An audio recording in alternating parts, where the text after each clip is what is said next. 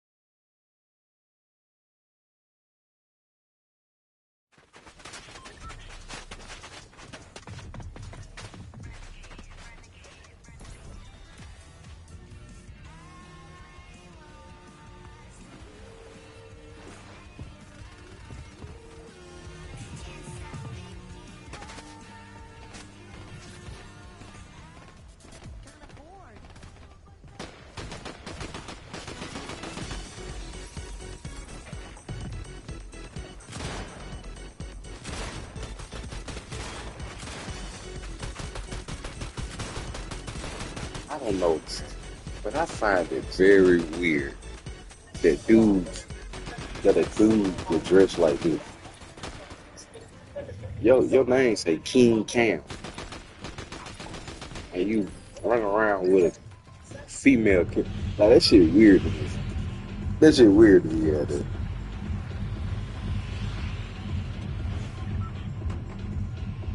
Okay, that's great. Wow. Hey, man, shut up, man. Sharing our opinions. Nah, Loud and that shit wrong. weird, bro. I'm too old for that shit. Loud and wrong. How old you is? I thought too old for that shit. Let a female use their character if they wanted to. Not your big fat ass. Female. But why you Can't even say whispering? Why you woman. whispering? Why you whispering? Can't even say woman. Why you whispering? I ain't finna argue with your ass. You got to whisper and shit. Fuck on out of here, boy. Fuck you whispering for, bitch ass, boy. Let's Oh talk like man. grown ass men, boy. Fuck you whispering for. You gonna get your ass put out? Get your ass fucked, nigga. Fuck you on this bitch whispering for. Yeah, it's like I said, ain't no grown man whispering at no 4 in the morning with no girl character. Nigga, you suspicious as hell to me, goddamn. On my mama. Shut the fuck up. Let me turn this goddamn shit on. I don't want to hear none of these bitch ass niggas talk. Weird ass nigga. Sitting up whispering like a mother, boy.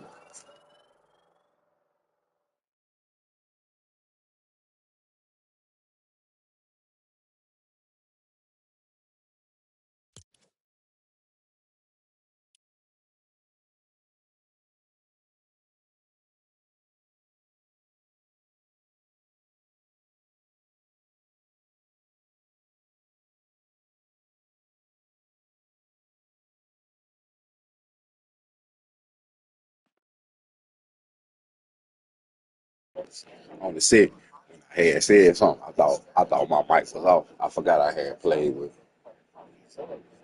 I forgot I played the game with old buddy earlier. But I had that motherfucker on for no reason.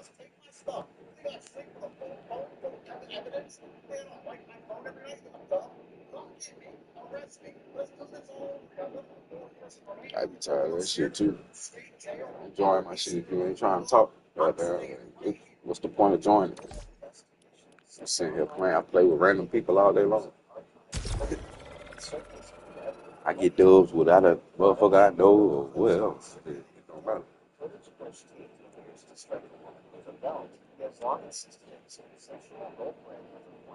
Hope I can get that PC set up before GTA. I got a lot of work to do on this motherfucker. I gotta teach myself, boy, and I ain't been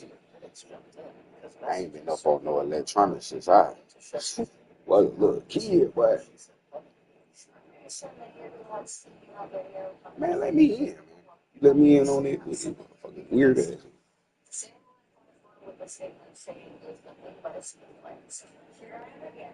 Yeah, that boy Andrew Tate, that boy cook. That boy cook.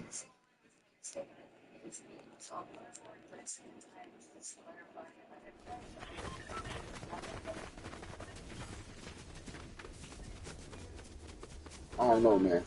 I want one of these dudes to answer a question for me and stop deflecting.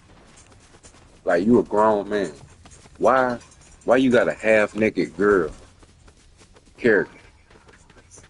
Like just answer that question for me. You a grown man. Why you got a half naked girl running around? If any dude can answer that question with a real answer, like, please just answer the question. Fuck all that deflecting and fuck all that. Answer the question.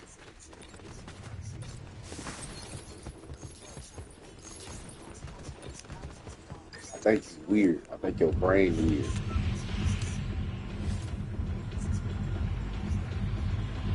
Like, straight up. And I want you to tell me that I'm wrong. I should be looking at it as that's what I was.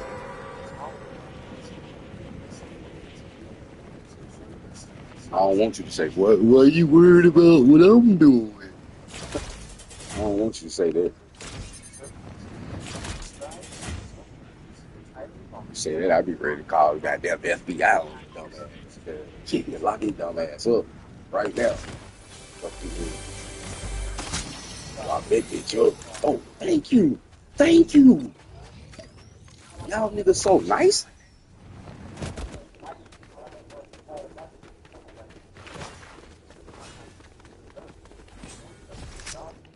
I don't think go in though.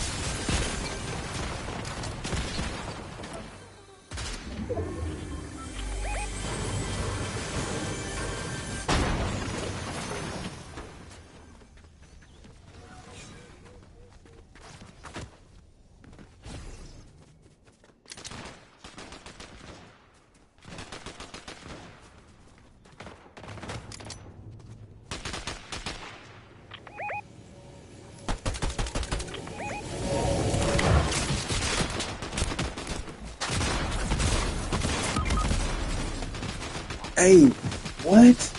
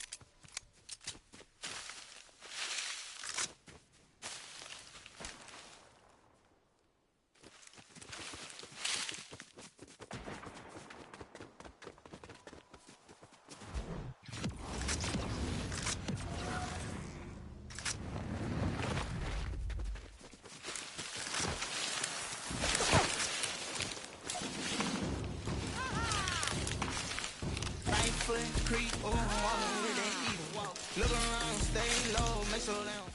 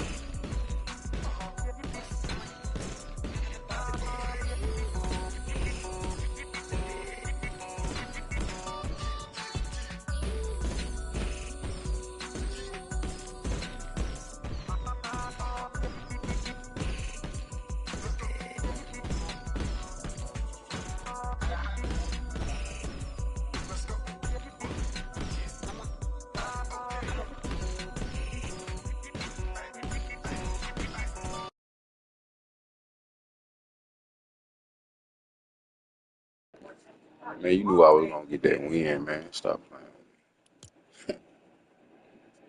They knew I was gonna get that dub, man.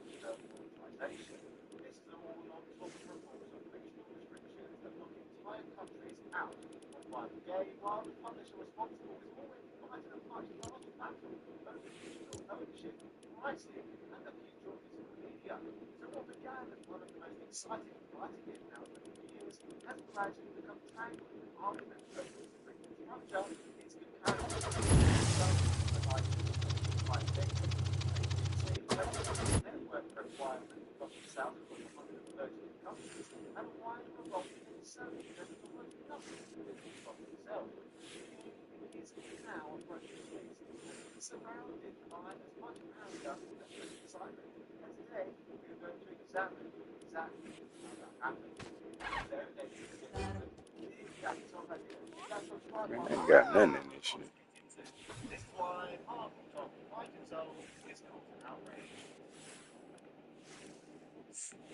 Hey, did you know that kid is vaping the same toxic chemical that's used in taxidermy? Yeah. Modern gaming is increasingly dominated by ecosystem where console manufacturers control the storage Yeah, let me hit that blunt. I'm gonna go back in here. I'll get back to back dubs in a bit.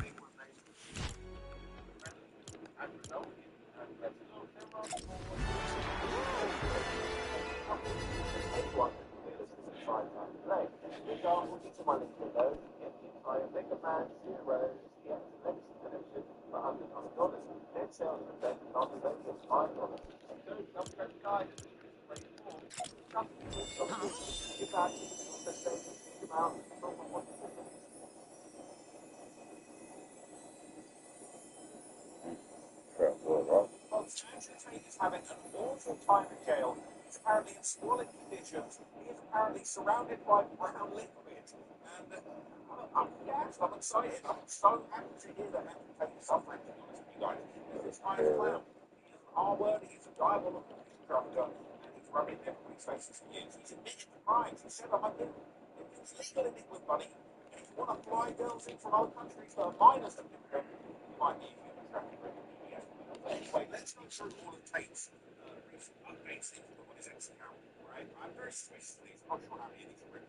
and then my whole thing with people, you know what I'm saying, fighting for kids and shit like that. I wish, I wish y'all start saying the real word. Like call these people a pedophile. Like stop saying PDF and all that. Stop using all these code words. Call that motherfucker a pedophile. Call that motherfucker a child predator. Don't say CP. Call that motherfucker a child predator, a pedophile. Like saying all these cold words, that shit don't work, bro. It don't work. It don't help the victim. It don't help them. It soften it. It make it seem like a joke.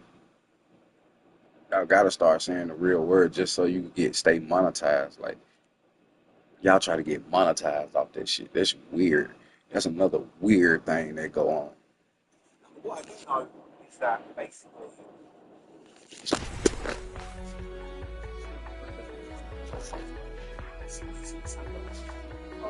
Try my controller.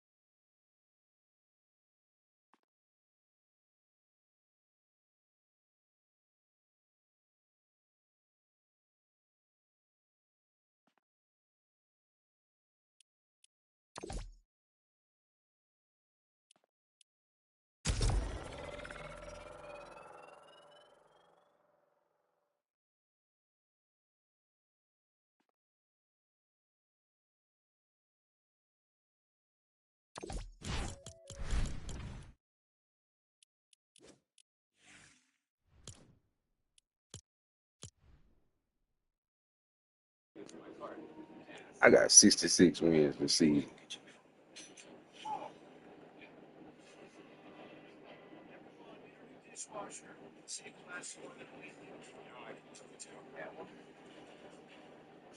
Like I'm doing pretty good. I'm having fun playing these guys. I've been being, man. Got 13% win rate. I've been having fun in these. I ain't even gonna lie. Motherfuckers say Fortnite. Man, Fortnite, what you make it, man. All these games, what you make it. Stop watching YouTube videos of people talking about the peak. It's washed now, dog. Hey, make your own opinion about some shit.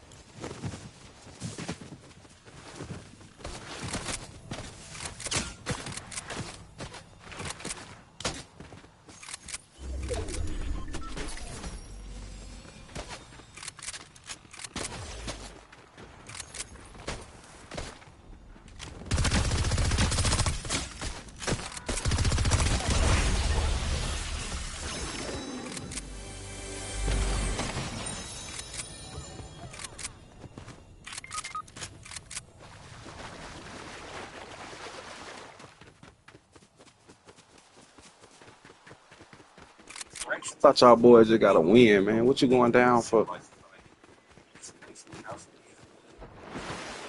Thought we was out this bitch stunned.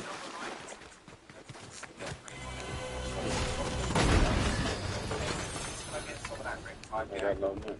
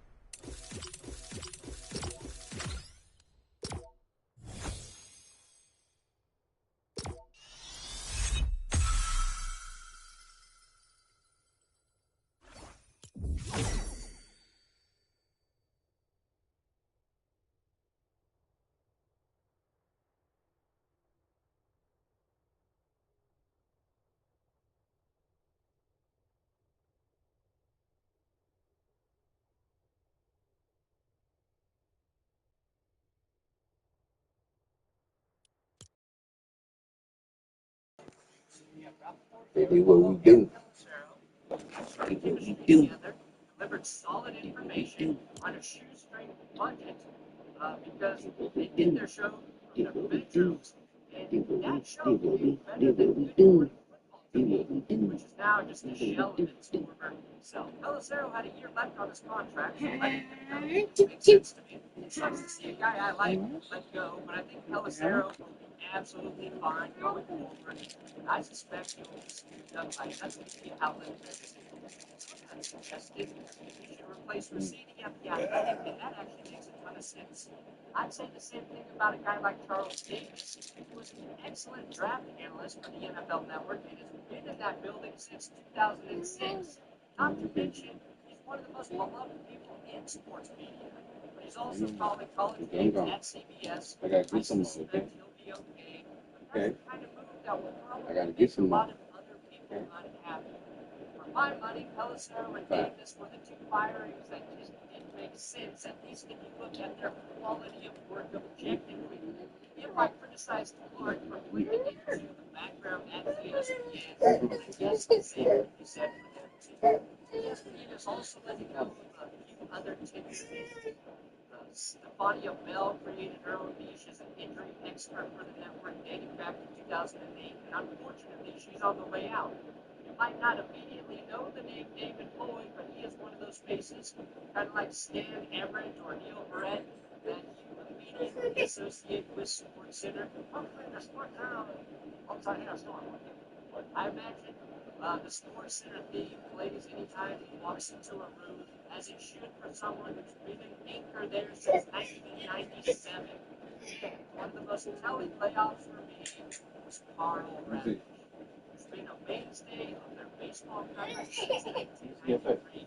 He's literally been hosting Baseball Tonight or doing play-by-play as long as the Colorado Rockies have existed. He's done his job much better than anyone in charge of the Rockies. ESPN truly and openly does not give a fuck about baseball anymore. Probably because it's a regional sport first and foremost, and the MLB is not really a narrative-driven league like the NFL or the NBA. Even though baseball has, in my opinion, overtaken the NBA as our country's second best sport after an incredible World Series last year, they're clearly not invested in it. Credit Skip Bayless, though, not employed by ESPN or any sports media company after Underdog shut down their show for keeping the spirit of ESPN alive, as he posted a 20-minute LeBron James GOAT video on Twitter.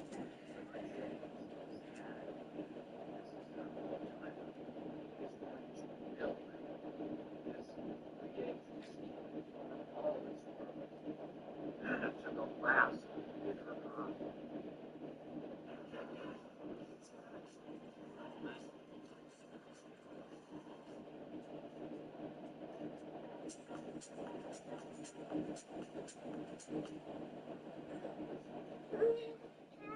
ESPN is divesting in baseball by getting rid of one of their most reliable baseball broadcasters.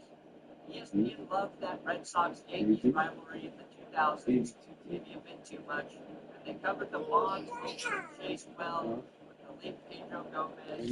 They are clearly an NFL and NBA network. Everything else is incidental. I hope Ravitch ends up at the MLB Network or TBS or my preference, Jump, or simply any outlet that genuinely likes the sport of baseball. And it sounds like he found out about his firing at the same time he did, or even earlier, according to Andrew Mercer. That sucks. It's humiliating for Ravitch, and it reflects incredibly poorly on ESPN. The leak got to a reporter and was published before a 33-year employee was able to hear it firsthand, which is an unfortunate sign that the company is poorly run at the top. You know who else had a bunch of leaks? The Titanic. Also the New York Jets. Speaking of the Jets, ESPN also laid off Mark Scott, who's one of their biggest radio personalities, as well as Andreas Hale, who covered combat sports like boxing and MMA, and one of their staff writers, Dan Hayden, who covered sports collectibles. ESPN is a massive operation that employs around 5,900 people worldwide. With any company that size, you're going to have a lot of turnover, and they've laid off around 1,500 people in the last 17 years. Unfortunately, it's only going to make headlines if they lay off on-air talent because, of course, those are the people we know and the people we let into our living rooms or onto our 32-inch waiting room TVs or our 9-inch iPhones when we're taking a massive shit. We like to talk trash about ESPN and how they've gone downhill, and while that's certainly true in some regards, they are still very profitable for the Walt Disney Corporation. That wonderful mouse knows where ESPN's bread is buttered. ESPN makes its money because they carry a product that is very valuable. Live sports, which is one of the only reasons people still have cable or some kind of live TV package. We watch scripted series on our own time now, but sports still has to be consumed live for maximal effect. So ESPN can haggle massive fees with Xfinity or YouTube TV because they make or break those packages. Oh, and NFL Network isn't even airing on Xfinity right now, by the way.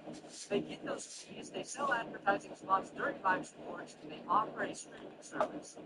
That's where most of the money comes from for ESPN. ESPN has a lot of downtime to fill, especially this time of year. It used to be really good at filling that downtime with shows like Around the Horn, PTI, Sports Station, Jim Rome is Burning, Outside the Lines, Cold Pizza, and all sorts of great shows that I've covered on this channel. That golden era of wonderful daytime programming effectively died when they realized people love the segment on Pizza called First and 10, where two people argued about any given topic.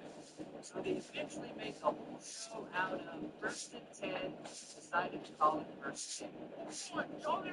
Charity, that kind of spun out into this whole fake ecosystem that I think most intelligent people have soured on by now. And oddly, Pat McAfee's show is the 3-hour repeat to that format. And at this point, viewers have so many options as well, including and they are now competing for your attention in ways that they just didn't.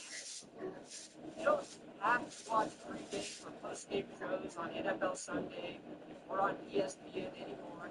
You can watch a number of really good recaps on YouTube, like Winners and Losers, Power Rankings, hopefully other spots like Ethan Ball, Smart My Take. Smartphones enable instant access to highlights on social media, so now you likely want novel or intelligent or entertaining discussion, something ESPN has not mastered. ESPN's ace up their sleeve, though, is access and licensing. We see everything we need to see immediately. We're on our phones anyway, so the reaction type shows are up for grabs now. I say all of that to say that the landscape has already changed, continue to change. ESPN used to produce talent enough in their own race. Now talent can produce itself, so ESPN buys big-name talent to keep up, which is why they pay tens of millions of dollars for licensing fees to shows like Mad Men. And we've heard in the news that McAfee and ESPN are negotiating a new deal that could be in the ballpark of $60 million per year. That is certainly a large number, but we have to keep in mind that is not just Pat's salary. It's not like how they pay Stephen A. Smith $20 million per year. ESPN pays a licensing fee to simulcast the McAfee show. It's not producing, so that $60 million would get spread around by Pat to everyone who works on his show. And as part of that deal, Pat goes on College Game Day and does all sorts of broadcasts and things of that nature for ESPN. It's a departure from what ESPN has done in the past, but it's a daily itself a lot of programming hours that already had a dedicated and built-in audience. As it stands right now, they spend $30 million on McAfee and his show, and they spend around $40 million per year on a show like Get Up. When you add up Mike Greenberg's salary, the real estate costs of their Manhattan studio, and other production costs, it's actually a huge bargain for ESPN because it adds up to something like 500 programming hours a year. ESPN spends about $20 million per hour to broadcast Monday Night Football. Monday Night Football. is their starting pitcher. It shows like Get Up and McAfee are their relief pitchers who don't necessarily have a great ERA, but they beat up innings. If you exclusively watch ESPN, that baseball metaphor probably doesn't resonate, but I promise it makes sense. If you go on ESPN News, you'll also see podcasts airing on TV like the Rita Time Show, which in my mind is S-tier television programming.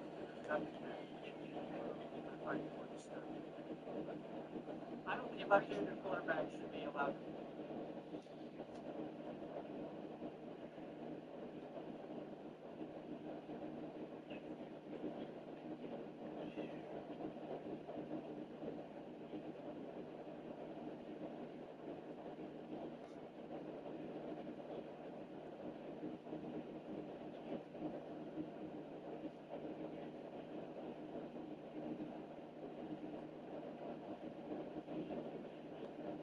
Sure.